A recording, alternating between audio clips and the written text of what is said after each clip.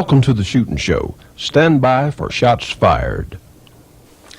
Hello, I'm Johnny Rowland, your host of the Shootin' Show, and welcome to today's program. When we're on the range today, it's actually Christmas Day, and we want to wish everyone, from Kurt Vickers, our associate producer, the judge, myself, all of us want to wish you and yours a very happy Christmas and holiday season, and we certainly hope, all of us hope for a good 1995 coming up. You know, friends, this is a special time of year, and we certainly hope that all of you realize why, in fact, we have this time of year. And something we would like to ask you on this Christmas Day as we're taping this. We have a very close friend of this program. He's a member of the Shootin' Show Gun Club, and in fact, one of the nicest people that I've ever had the pleasure to meet. He is very, very ill.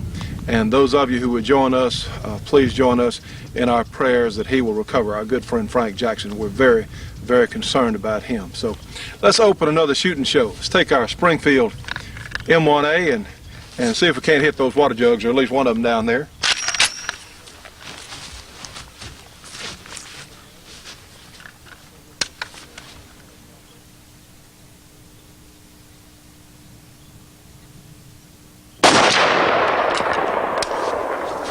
Well, and since we're here, just for fun, since we're here, let's take one of our Shootin' Show 41 Magnums from the good folks at Wesson Firearms Company. And this is old number 3, and you've seen it do a little spectacular shooting. Of course, a water jug at 100 yards for this gun's not that spectacular, but let's see if I can hit it today anyway.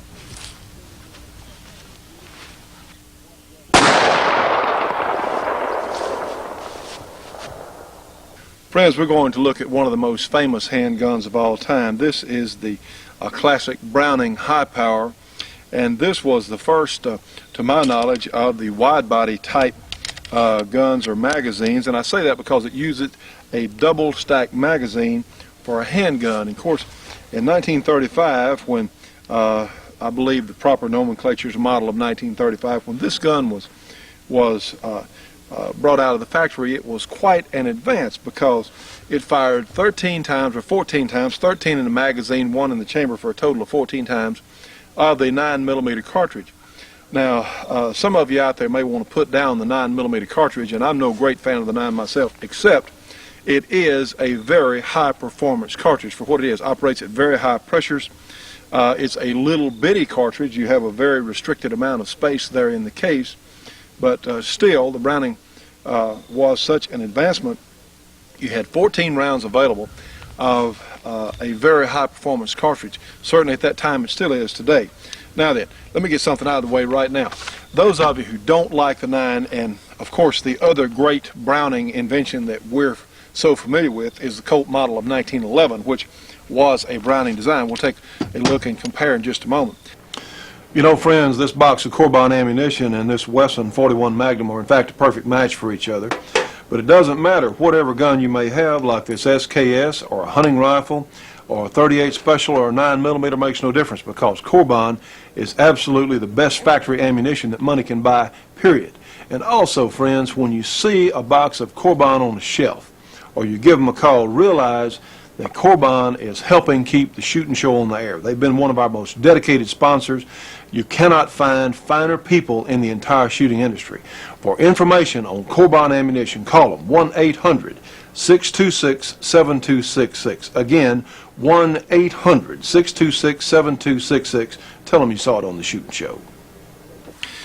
As I was saying, those of you who don't like the 9, the Corbon loading for the 9mm really does change that. Essentially, the Corbon makes your 9mm into a not very light 357 Magnum. Is pretty doggone close. We chronographed some of the great Corbon 115 grain ammunition out of this gun a little earlier, and it was running a 115 grain bullet at about 1,350 feet per second. Now, friends, that's pretty hot. And again, I'm not a great fan of the 9, but if that's what you've got and you want the very best performance available, and this is not even a commercial, it's just true, the great Corbon ammunition literally transforms your 9 into a very, very serious defensive handgun.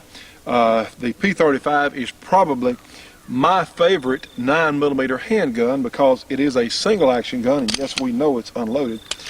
And a lot of people have some mistaken ideas about these guns. People say that since it was the last design of John Browning, well, it was an advancement over the 1911 one. I don't agree with that. Browning passed away before the design was finalized on this gun. And honestly, I think that probably on this Browning High Power, they had some other things other than improvement in mind. One of which it has slightly fewer parts, at least it appears to me. It does not have a separate barrel bushing. It has a captive type recoil spring, does not have a plug. Probably this gun was a little bit simpler to manufacture than the great 1911. Now, friends, you can say what you want to about the 1911, but this is in fact the top of the heap as far as automatic or semi-automatic pistols go. Certainly at present there are a lot of other very fine sound designs, but nothing is better than a properly working 1911. And you can go to the IPSC matches, and the 1911s are perennial winners. The 1911 package is absolutely the finest overall engineered and thought out package there is. Now certainly there are some things about the 1911 that we don't understand, one of which is why it took Colt 80 years to lower the ejection port. It's actually ridiculous if you ask me. It took them 80 years to lower the ejection port on the standard 1911, 80 or so years. And the beaver tail type grip safety on these guns, still on the 1991 A1s, they still have the old standard grip safety, and on most people, yeah, that hammer is going to get you. It's not as comfortable to shoot. The typical Colt front sights, it's true. If you shoot them, they probably will come out. They'll get loose anyway, and people like Clark, in fact, a number of businesses around the country literally have sprung up and prospered just making the parts and modifications for the 1911s that make them into probably the ultimate semi-automatic handgun. But all that aside, and yeah, I wish Colt would pay attention and fix the doggone front sights where they won't come loose, where they won't come at it. You know, some other manufacturers, they just have a little different design. They fix them, but we really wish that Colt would address that. Although, as they come out of the box, the Colt guns are made of superior metals. They shoot really well, and yeah, this is a gun I carry a good part of the time. If I'm not carrying one of the Western revolvers, well, if you come out here and see me on the farm, this old Colt's probably the one you'll see in my holster. Anyway, moving right along. On our 1935 Browning High Power, let's remember that Browning passed away before the gun was actually finalized. So a lot of the things in this gun, and I wish one of our more astute or more history-based viewers out there would write me if they have some information on which parts that Browning didn't finish. We might be able to find out by contacting the FN factory.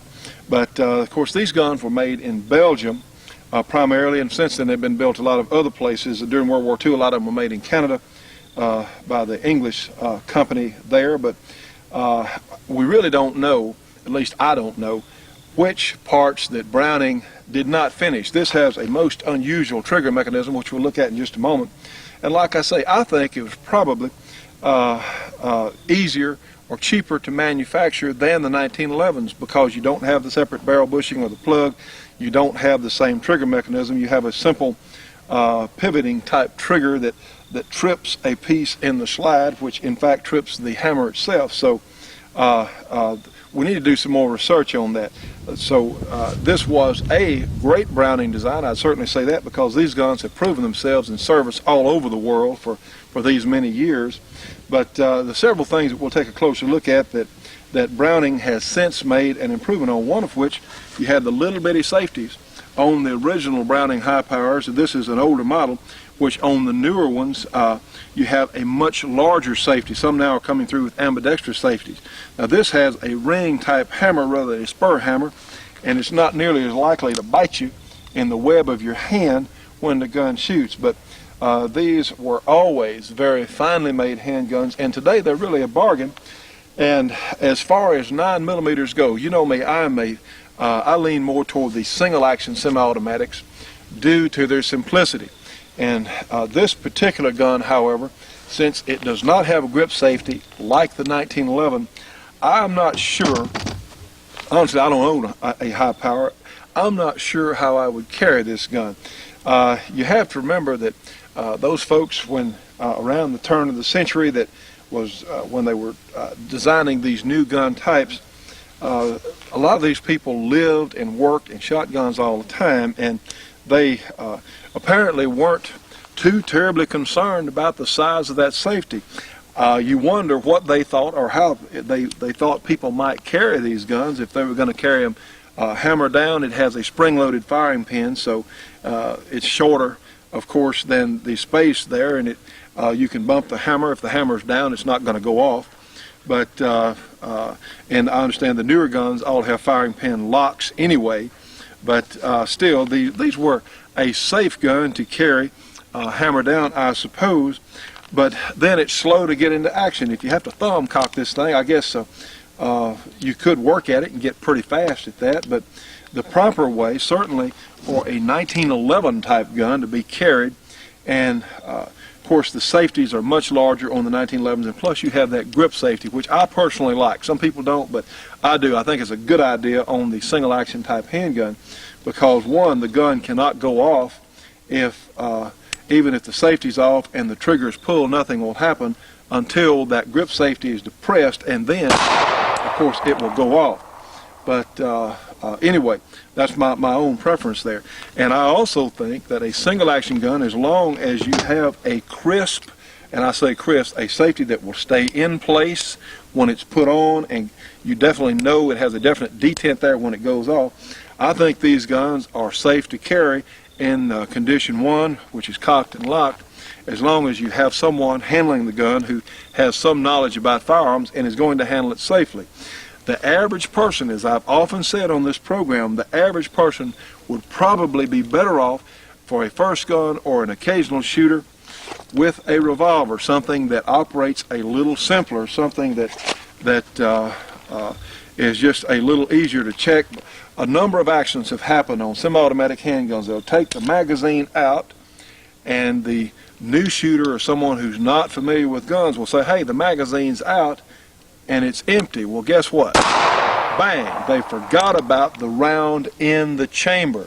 Now, this is something that cannot be overstressed. Some of the guns, most of the new Smith & Wessons, the Browning, the newer model Browning high powers, I understand most of these have magazine safeties. When you take the magazine out, just to prevent that sort of accident, then the gun won't fire. Now some gun manufacturers make magazine safeties and some of them don't.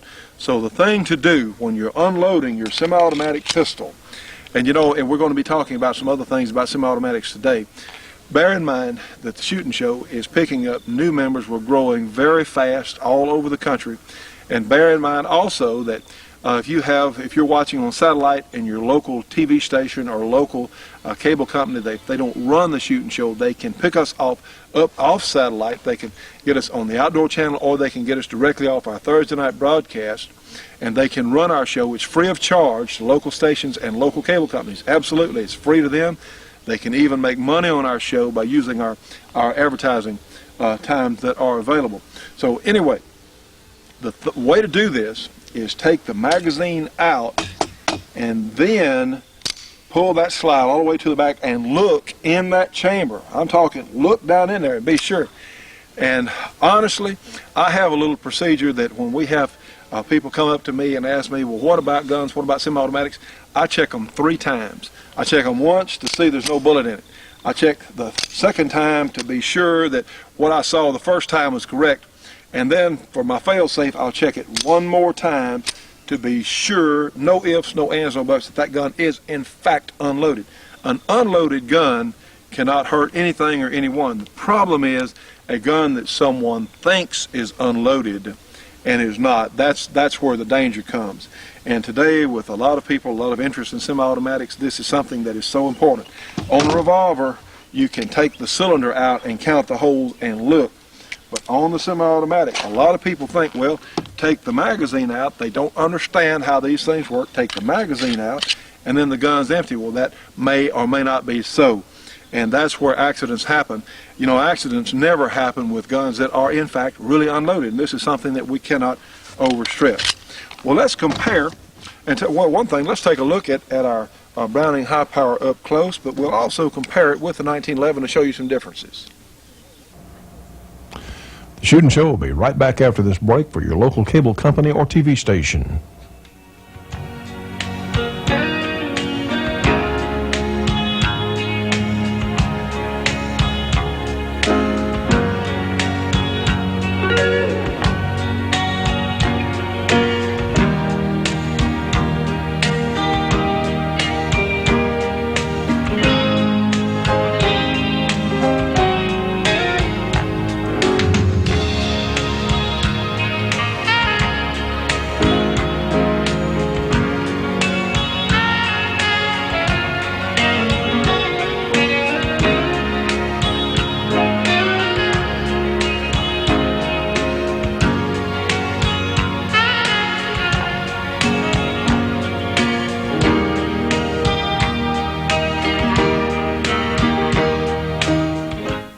Friends, all of us as shooting enthusiasts should be subscribing to Shotgun News, the trading post for anything that shoots. 3 big issues monthly with literally thousands and thousands of firearms bargains. Shotgun News, Post Office Box 669, Hastings, Nebraska, the zip code 68902, their phone number, area 402-463-4589, MasterCard or Visa for subscriptions only. Now call them at 1-800-345-6923.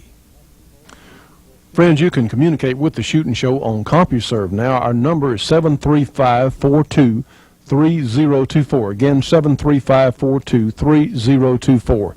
And to join our Shootin' Show Gun Club, call us at 1-800-895-7916. We take Visa, MasterCard, check, money order, whatever you got.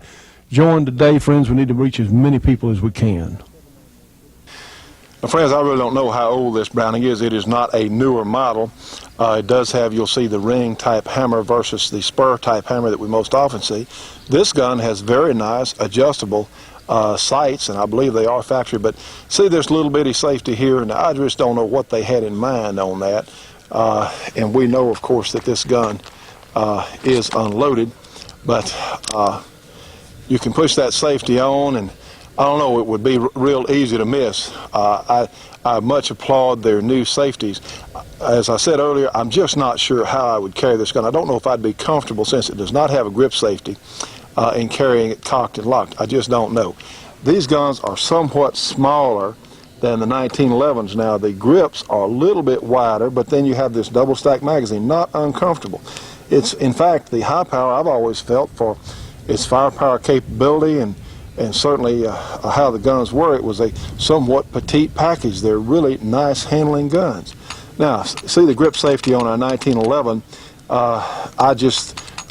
That's one of my favorite features on any single action gun, and that's something I am very comfortable carrying a 1911 in the cocked and safety locked on method, but on the high power I just don't know. But anyway, the safety is positive. It blocks the movement there of the trigger, and you'll see here you have an external extractor. This is your extractor here, whereas the extractor is enclosed within the slide on the 1911, and it has a considerably different, the profiles of the guns, the grip angle and all appears to me to be identical, because Browning got that right to start with, but you'll have the slide retainer right here, the slide release for that matter, which is in a similar location, but it does work a little differently. Well, let's look at some of the parts. Now, friends, the first thing we do, of course, before we take down any gun for cleaning or to see how it's made, we will take the magazine out and we'll check and double check, and in my case, I normally triple check them to be sure that they're empty. So you can see the little groove here machined in the slide for the safety. See, well, to take it down on this particular gun, you will slide the slide all the way to the rear there and push the safety up in the second groove, and that allows you to push the slide stop out like so.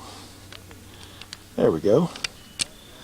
Now then, and then we'll hold it now. Don't let it fly forward. Push our safety off, and of course, and then the slide can separate from the frame. Now, friends, this is the high power frame on your left and the 1911 frame or receiver here on the right, and you can tell that there are similarities in the thought behind the gun, but the trigger on the 1911 is 2 bars. One comes around this side, one comes around this, that will release the hammer. And on the high power, there's no bar at all in the frame. You have a little piece right here that sticks up, that trips a piece in the slide that comes back and presses this little piece right here down, and that's what releases the hammer. So I'm saying that this was probably a little simpler, maybe a little cheaper to make. Now then, friends, let's look at our slides here on the high power on the left versus the 1911 on the right.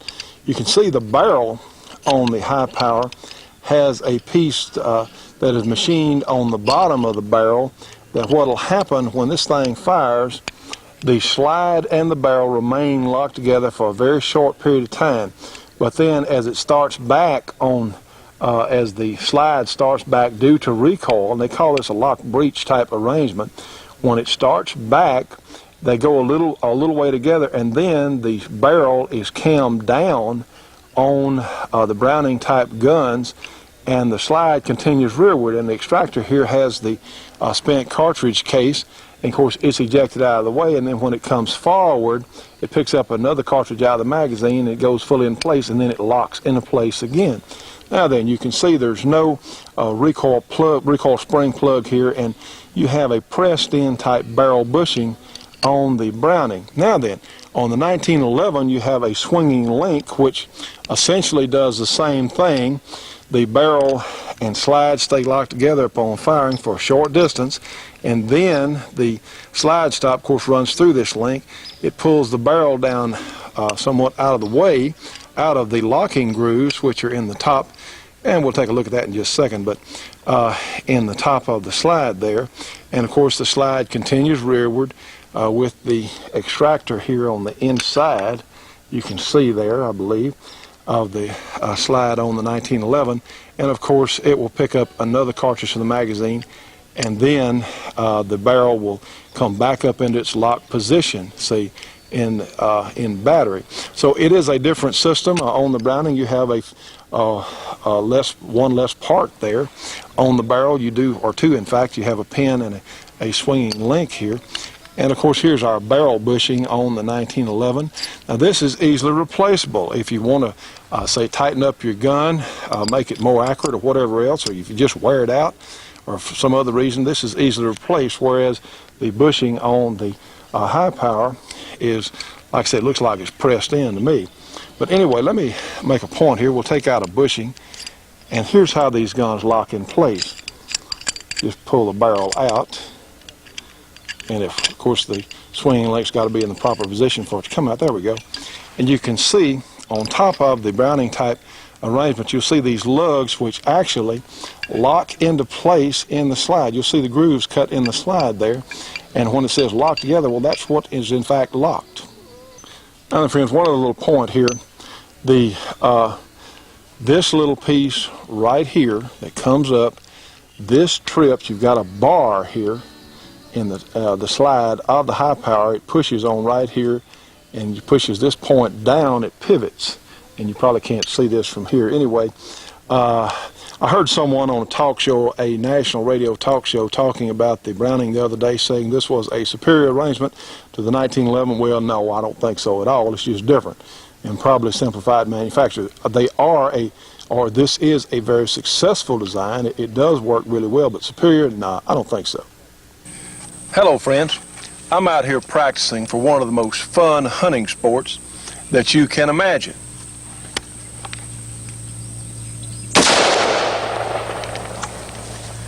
You can use a variety of action types.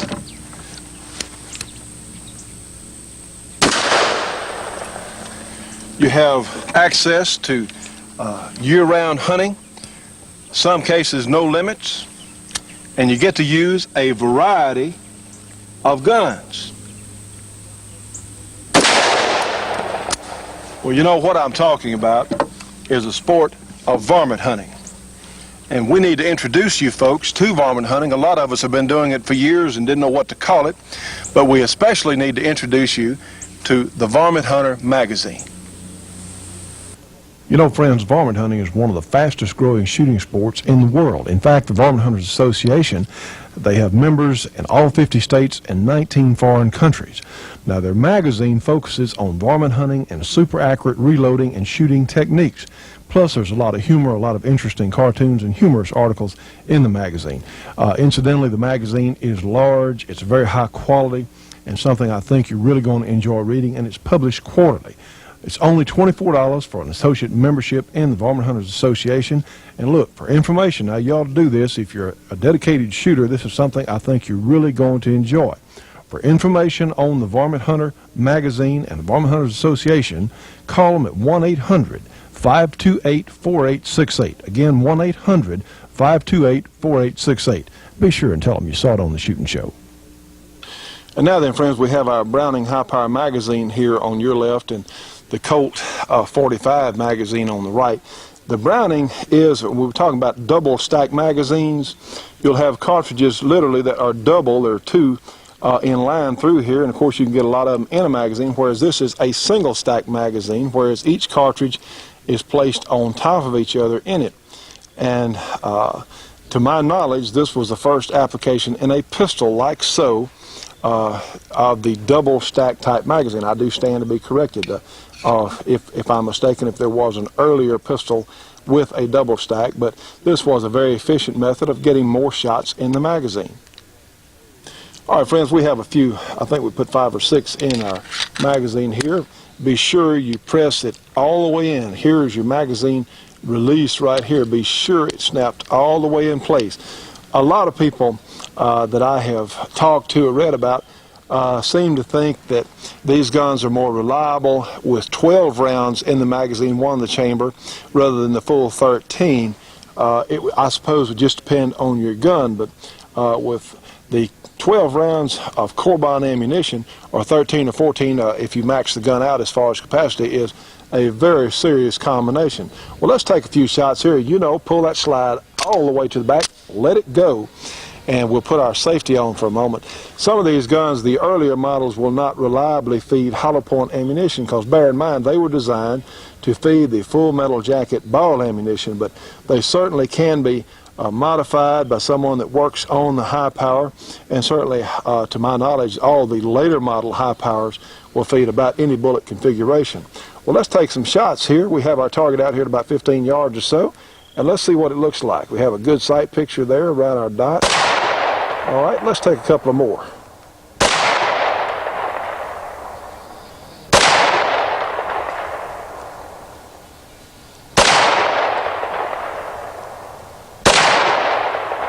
And we'll apply our safety.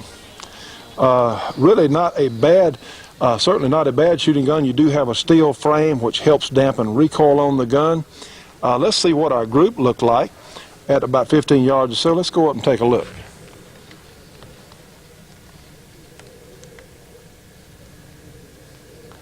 For just offhand shooting, we see 5 shots there in a couple of inches, which just like I said, shooting offhand like we were doing, I don't think is bad at all. Don't go away. The Shootin' Show will be right back after these very important messages. You know, friends, the SKS rifle is one of the most popular semi-automatic carbines ever to be in this country, probably anywhere else. And the good folks at Capco have made several products which will increase your shooting pleasure, certainly your accuracy, and all-around fun with the gun. One of the first things, of course, is a stock extension. For a lot of us, the standard SKS stock is going to be a little short because the Chinese are, in fact, much smaller by average than the average American. So this is one of the neat things. It's made out of rubber. Honestly, the SKS carbines don't kick hard enough, I don't think, to deserve a recoil pad. However, the stock extension is really a very worthwhile attachment. It also has a pistol grip extender that goes right here for those of us who want a little more secure grip, a little more like your standard hunting rifle type grip on the gun. It also has, they make a bolt-on or screw-on, in fact, cheek piece, so you can use a scope, and they also sell a very nice scope mount for the SKS rifle. Another little thing they make is a muzzle brake, and again, if you want to put a scope on it, you may want to take off this high front sight and this is a muzzle brake to even more effectively reduce the upchuck of the barrel there. So a lot of very nice products from Capco, and here's how to order.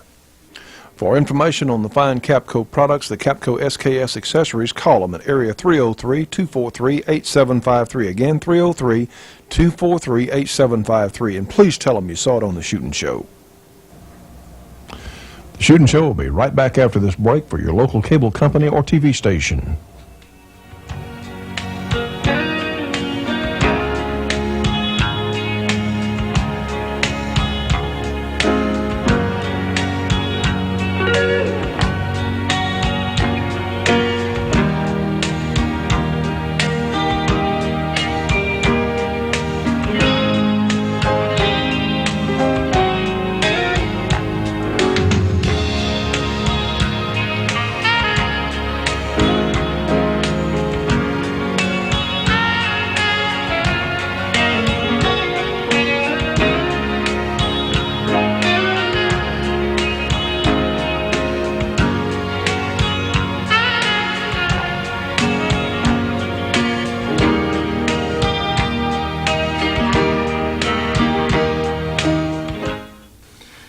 Friends, the Browning High Power definitely deserves the term classic, because it is in fact that. This is certainly a high watermark as far as the type of 9mm handgun it is, and even though it was designed back and finalized in the 30s, it is still a very viable combination today.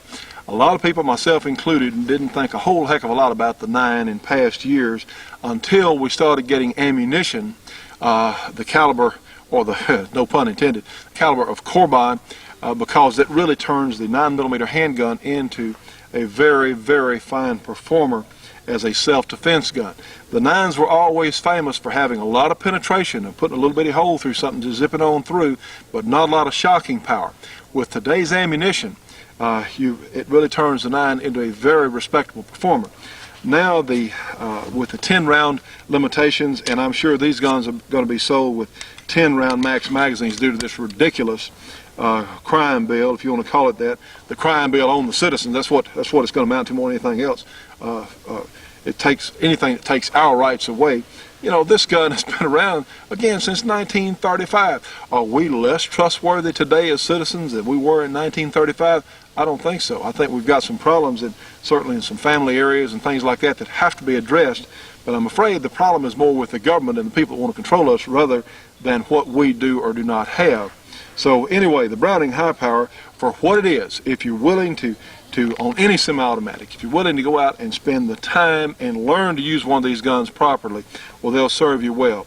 But on the semi-automatics, that's something you have to do. They do require more shooting. They require more understanding of how the gun works than a lot of people are going to do. And for those people who are not going to take the time and go out and learn to properly handle and shoot one of these guns, well, please just get a revolver. If you need a handgun for protection, well, please get a revolver. But if you do want to expand the effort, and to me it's not a lot of effort because I enjoy shooting, and those of you who are new to shooting, what you need to do first of all is get eye protection and some good hearing protection, be it earplugs like I have or muffs or whatever else, so you can go out and learn to shoot your gun. It will not hurt your ears, or if you get a cartridge case back or some powder back, it won't injure your eyes or anything else. So that is something that's extremely important, to go out shooting in a good area where you know what your backstop's going to be, or on a range somewhere where you can get a little instruction. Eye protection and hearing protection first. Do that before anything else, and it makes the entire experience so much more fun. But anyway, the classic High Power, we assume that they will start coming through with 10-round magazines instead of the 13-round magazines that they've always had, but which is just outrageous, and that's a good point that I need to bring up. We need to start writing our congressmen, our senators today, asking them to repeal these parts of the crime bill. We already understand that they're going to be looking at different parts of the crime bill, and limiting magazine capacity on these guns is just silly. That's all it is.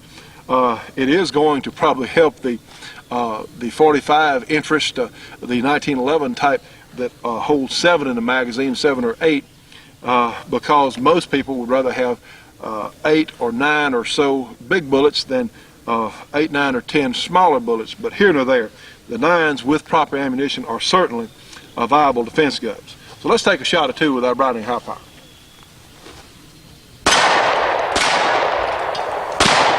Yeah, that carbine works. More and more often, women are faced with protecting themselves and their homes. But another way of protection is through information. Information found in the New American Magazine. And we at the Shootin' Show believe that the New American Magazine has the best information that you can possibly get. You can get the New American by calling 1-800-727-TRUE. And those numbers, of course, are 1-800-727-8783. The New American, $22 for a 6-month subscription. It comes twice a month. Friends, you need this magazine if you want to know what's going on. And in times like this, we need both of these. We need our guns, and we darn sure need our information. Well, friends, here we are, and as many of you see this, we hope that you've had a good Christmas, hope you've celebrated, and hope you're looking forward to a good New Year. All of us are certainly looking forward to a good 1995. How about you, sir? Well, I had great prospects for 1995, if I manage to live through it, as I hope to do so. We've got a new Congress, we've got a new Senate, we've got a president that's on the run, I believe, because he's trying to out-Republicanize the Republicans with his middle-class tax cut and his... I don't think he's backed off on anything as far as capital gains tax rates concerned, or as far as repealing the Brady bill. Well, there's hope. There is hope. You know, and when you said the president on the run, it could not happen to a nicer woman. I mean, I'm sorry. It couldn't happen to a nicer, more deserving individual. As we've said before on the program, we really have some prospects here to gain back some ground, not only to hold our own as far as our gun rights, but to gain back some ground. As you've constantly heard us talking about these things, the anti-gun types, look, they haven't gone to sleep. Sarah Brady is still out there. These people with handgun control, these knuckleheads, Schumer, all these people that want to disarm, take everything away from us that shoots, they're still there. They're still in place. They're still working. Well, they're going to have a diversionary thing going on in Congress at this time, but their real effort for the next 2 years is probably going to be at the state level, state and local level. Every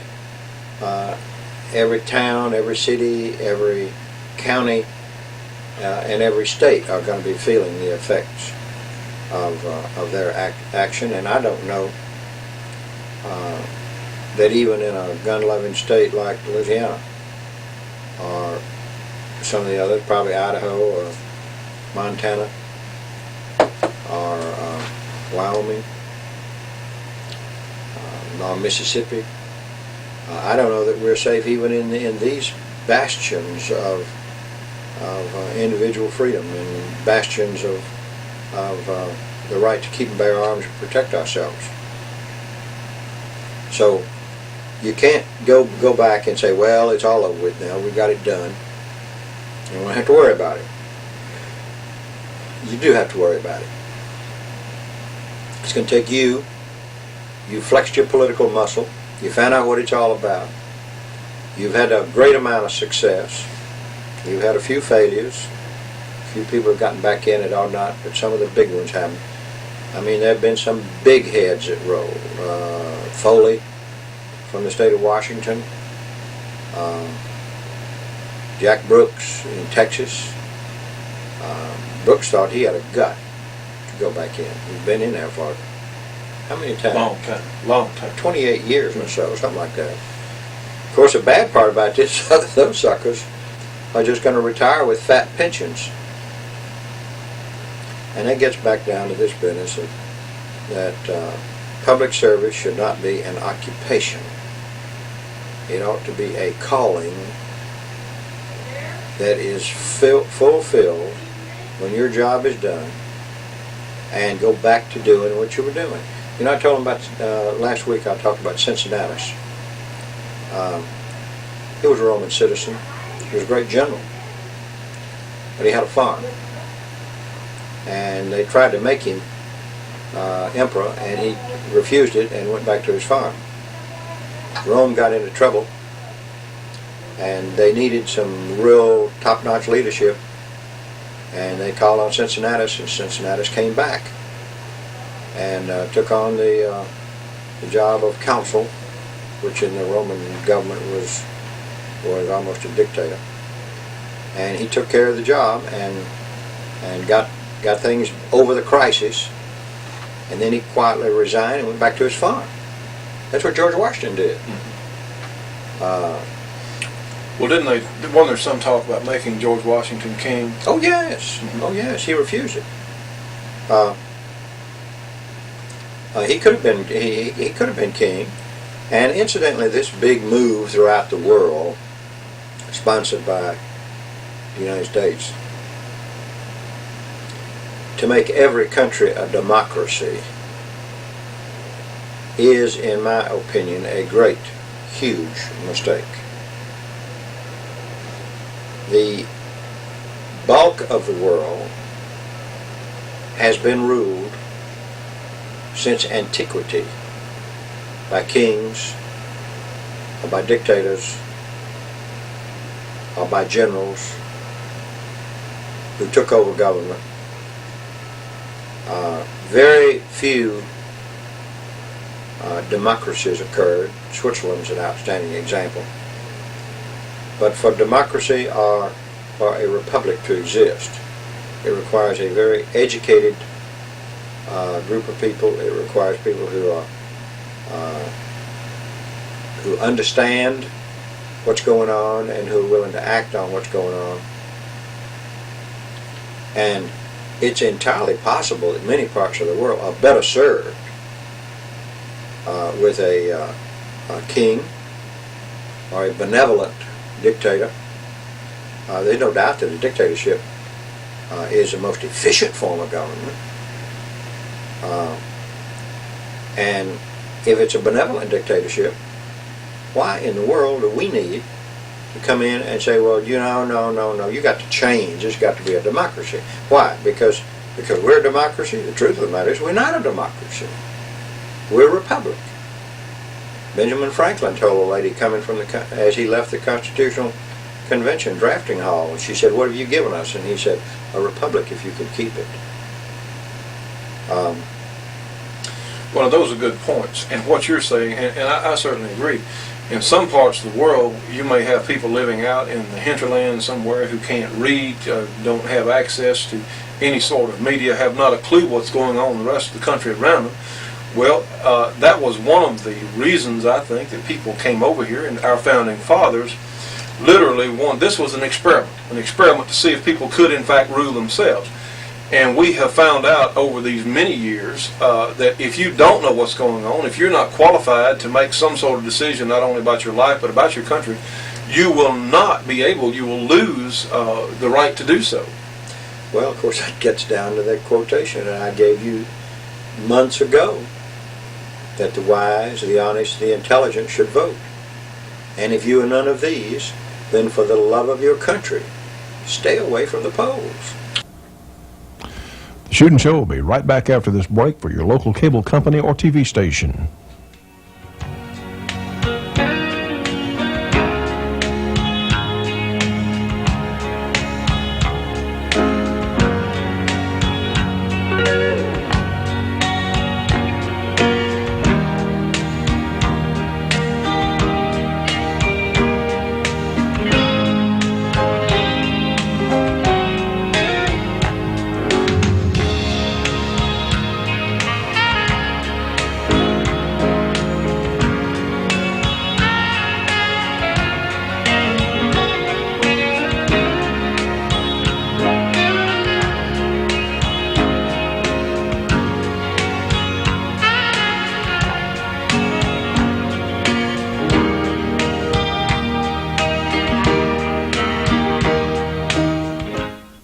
Tri-tote's real easy to use because all you have is a hook on your waist and you have another hook on a strap.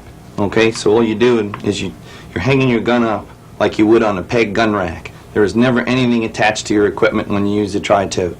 Okay, you just set the gun with one hook behind the trigger guard and the other hook on the barrel. To use it, you just push in on you towards your chest, pick the gun up to shoot it. Basically, you got 7 different positions anywhere you want to range the barrel of the gun by just taking it off. It's a piece of Velcro strap onto a Velcro shoulder pad.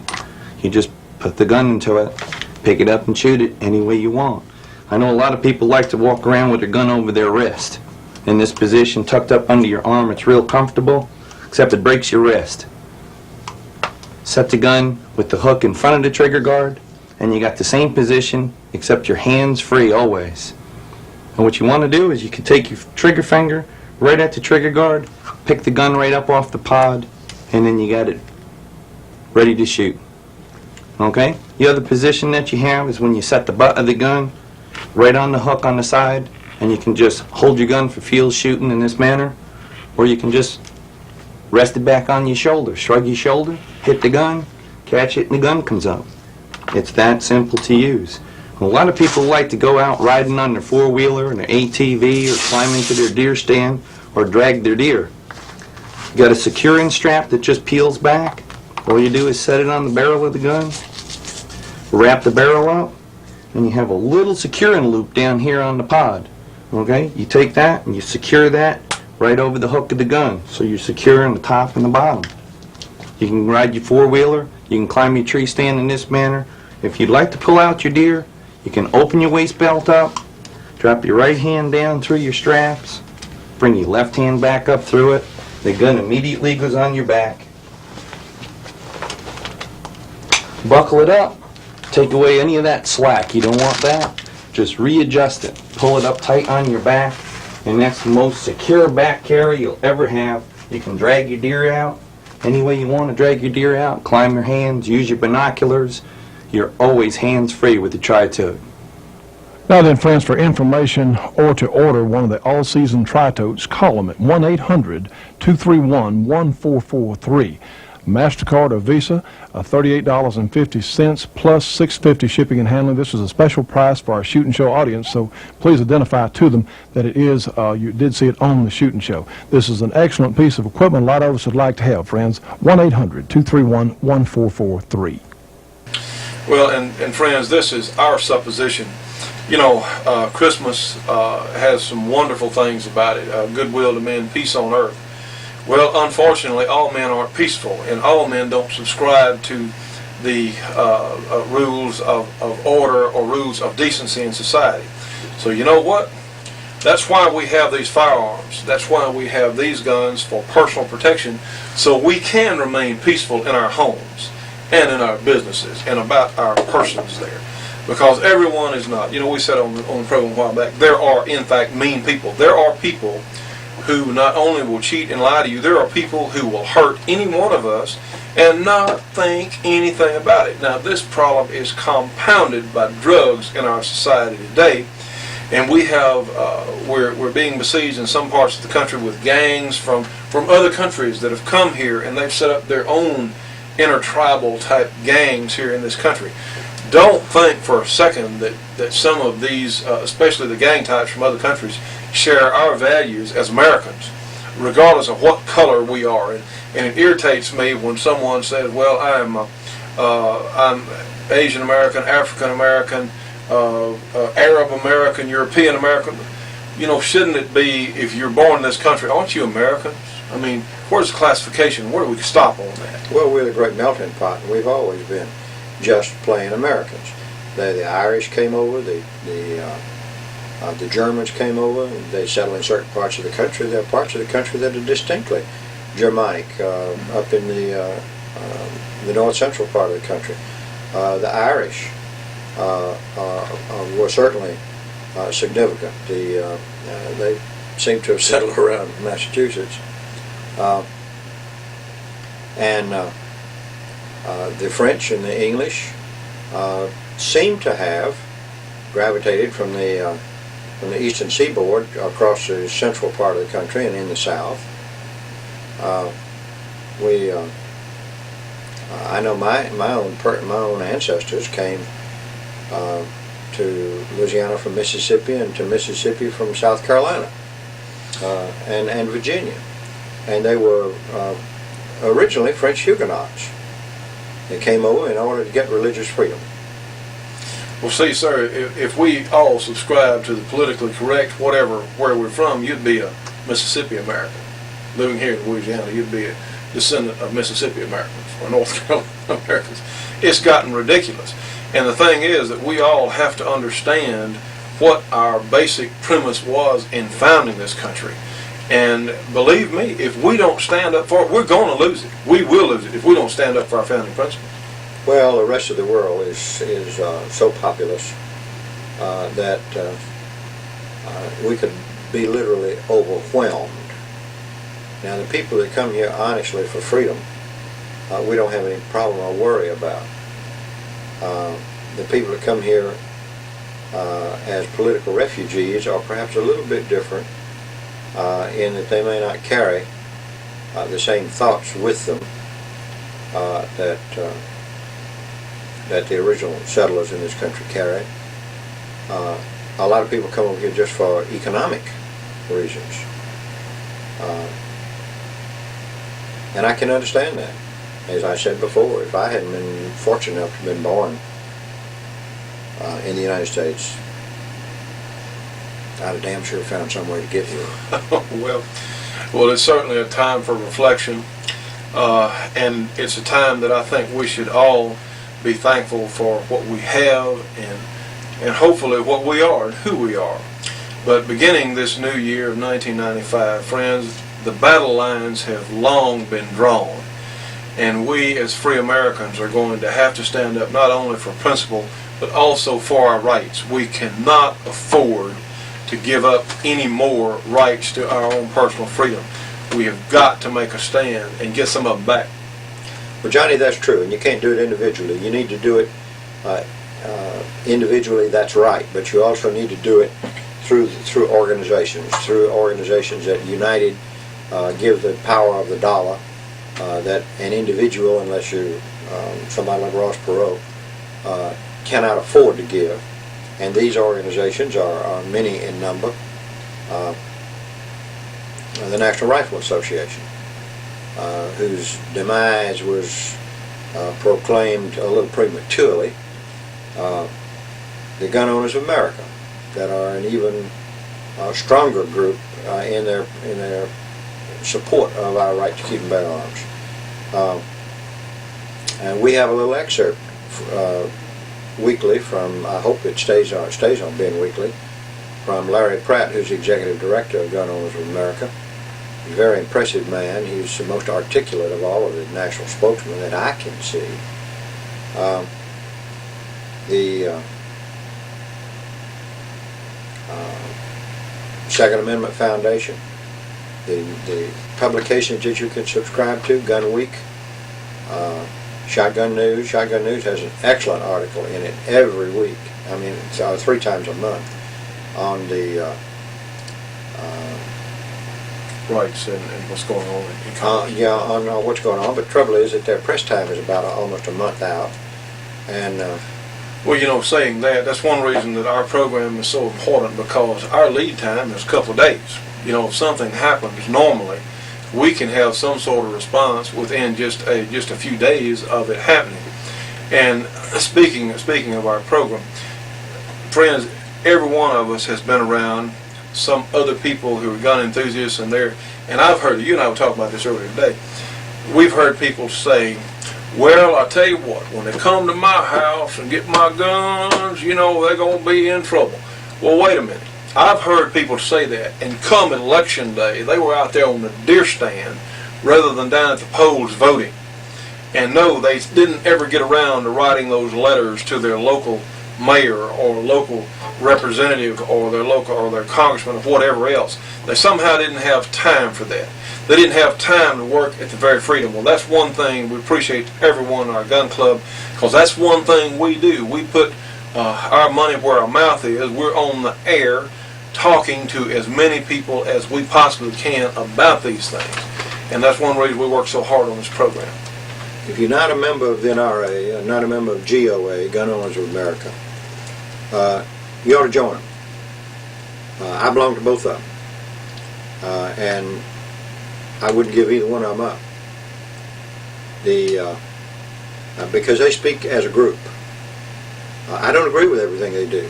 I didn't like the NRA endorsing Jack Brooks, but apparently enough of us raised Cain about that where they backed off.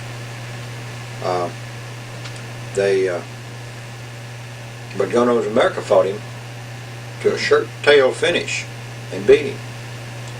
And the new House of Representatives member from down there said he couldn't have done it without Gun Owners of America. So they all deserve your support. And what does it cost us? $25 a year for one. I'm a life member of NRA, have been for many, many years. These organizations speak for thousands or even millions of members, and for members' families and for members' friends, people that the members can muster together and get to go to the polls.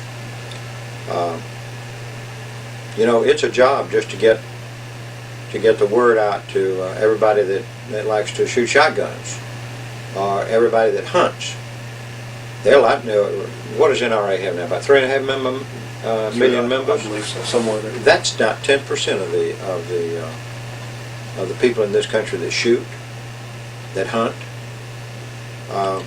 Supposedly there are, what, 70 million gun owners in the U.S.? Oh, there are at least 70 million gun owners in the U.S., and of course that count children. I mean, when you say 70 million out of say, I don't know how many, I don't know what the population of the United States is today. 250 million somewhere. 250, 300 million, 250 million. Well, when you say 70 million, it was like just about a fourth of us. But that's not true, because you can't count children in those. You know, friends, it's rare in any field of manufacture that one particular company has a clear-cut advantage over the others.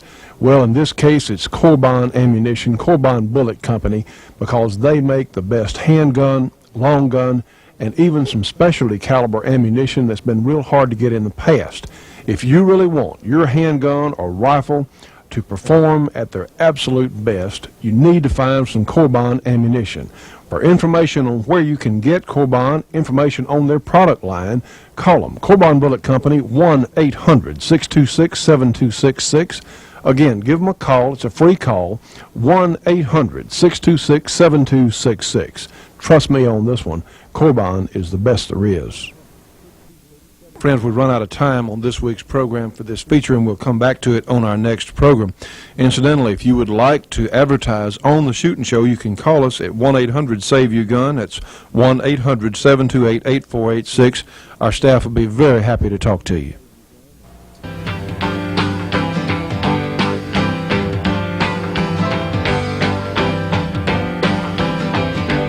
Well, friends, it's happened again. We've run out of time for today's program. From Kurt, the judge, myself, we want to thank everyone for being with us for today's program, and we look forward to seeing you on the next Shootin' Show.